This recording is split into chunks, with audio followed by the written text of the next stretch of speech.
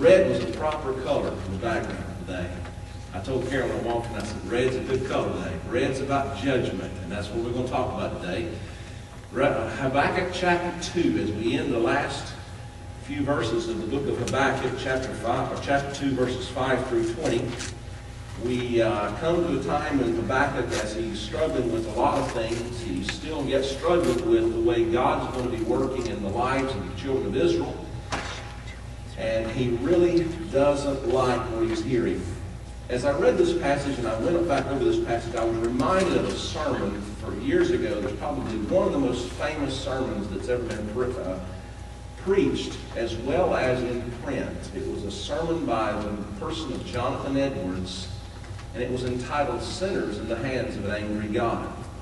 Jonathan Edwards' text came from Deuteronomy 32, verse 35, and the text reads this way: their foot shall slide in due time. And that was his text. And this is just a couple of paragraphs out of Jonathan Edwards' sermon that day. He said, there's nothing that keeps wicked men at any moment out of hell but the mere pleasure of God himself. The reason why they're not fallen already and do not fall now is only that God's appointed time has not yet come. At the appointed time their foot shall slide in due time. Then they shall be left to fall. God will not hold them up in these slippery places any longer, but will let them go and fall into utter destruction. Men's hands cannot be strong when God rises up. The strongest have no power to resist him, nor can any deliver out of his hands. The wrath of God will burn against wicked men. Their damnation does not slumber. The pit is prepared. The fire is made ready. The furnace is now hot and ready to receive them. The flames do now rage and glow. The glittering sword is yielded and held over them, and the pit has opened its mouth underneath them.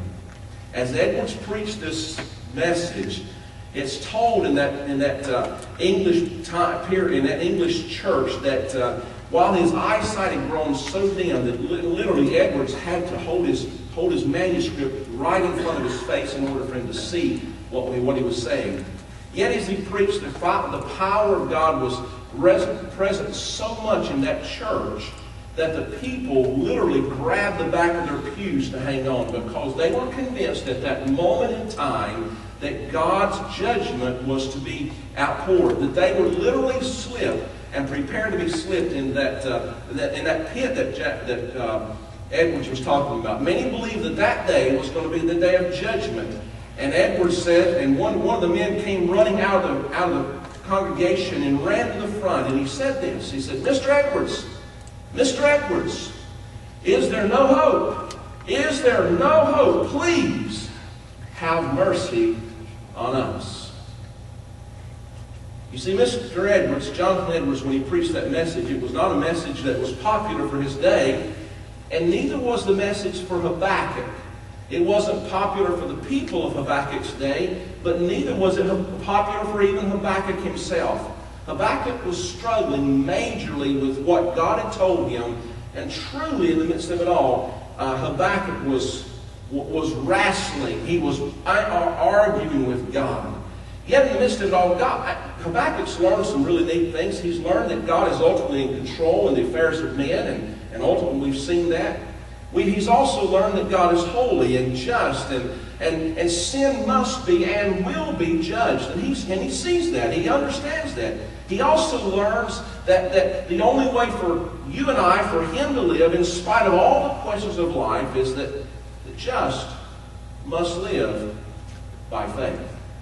Yet Habakkuk sees in his day the daybreak, the dawning of judgment on the horizon, and he cries out before God as though that young man coming out of the congregation in Jonathan Edwards' day, and he cries out before God and said, God, is there no hope? Is there any hope? Because he understood two or three things. This passage reminds us, and I'm going to follow along with me, if you will, in the passage starting in I'm going to start in verse 4. The paragraph actually begins in verse 4, although last week I included verse 4 in the passage before that because I believe it was important to bridge the gap between the two statements last week. But let me start in verse 4. See, he is puffed up. You need to circle the word he in your notes, or at least mentally circle that and insert the word Babylon. He understands, he's prophetically not only speaking about what God is going to be doing in the life of Israel through the people of Babylon, but he's also prophetically, in this passage, verses 4 through 20, in particular, prophetically going to be saying what he's going to be doing to Babylon even after Babylon comes and does God's work unto Israel. See, Babylon is puffed up. His desires are not upright, but the righteous will live by his faith. Indeed, wine betrays him. He's arrogant and never at rest because he is as greedy as the grave. Wow, what a statement. And like death, it is never satisfied. He gathers to himself all the nations and takes captive all the peoples.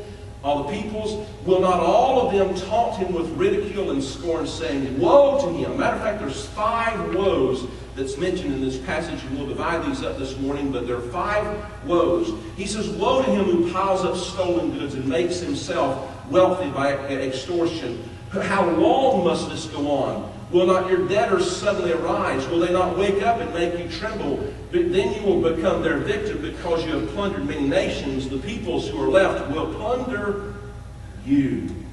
For you have shed man's blood and have destroyed lands and cities and everyone in them. First woe. Second woe. Verse 9. Woe to him who builds his realm by unjust gain, to set his nest on high, to escape the clutches of ruin. You have plotted the ruin of many peoples, shaming your own house and forfeiting your own life. The stones of the wall will cry out, and the beams of the woodwork will echo it. Second woe. Third woe, verse 12. Woe to him who builds a city with bloodshed and establishes a town by crime. Has not the Lord Almighty determined that the people's labor is only fuel for the fire, and that the nations exhaust themselves for vanity or nothing, emptiness? For the earth will be filled with the knowledge and the glory of the Lord as the waters cover the sea. Third woe. Number 4, verse 15. Woe to him who gives drink to his neighbors, pouring it from the wineskin until they're drunk, so that they can gaze on their naked bodies. You will be filled with shame instead of glory. Now it's your turn. Drink and be exposed. The cup of the Lord's right hand is coming around you, and disgrace will cover your glory. The violence will have done to Lebanon, you have done to Lebanon, will overwhelm you, and your destruction of animals will terrify you. For you have shed man's blood and have destroyed lands and cities and everyone in them. Of what value is an idol since a man has carved it, or an image that teaches lies? For he who makes it trust in his own creation. He makes idols cannot speak. Fourth woe. Number 5, verse 19. Woe to him who says to wood, come to life, or to a lifeless stone, wake up. Can it give guidance? It's covered with gold and silver, for there's no breath in it. But the Lord is in his holy temple. Let all the earth be silent before him. As I look at this passage today, I think there are a couple of things I'd like for us to point out regarding Babylon. The first thing he points out for us in verses 5 through 14 is the intolerable greed of Babylon. Babylon was a place that the sin of Babylon was the sin of greed. Greed, ambition in itself is not a bad thing, but when it motivates people to become selfish and abusive, then it becomes a bad thing. Their greed was found for them in 3 particular areas that Habakkuk points out, or at least God points out to Habakkuk. Verses 5 through 8 is, first of all, in their possessions, as it relates to their possessions. The main ambition for the Babylonians was not for God, but rather for gold. Their hearts were filled and flooded and fashioned by the overwhelming desire for more.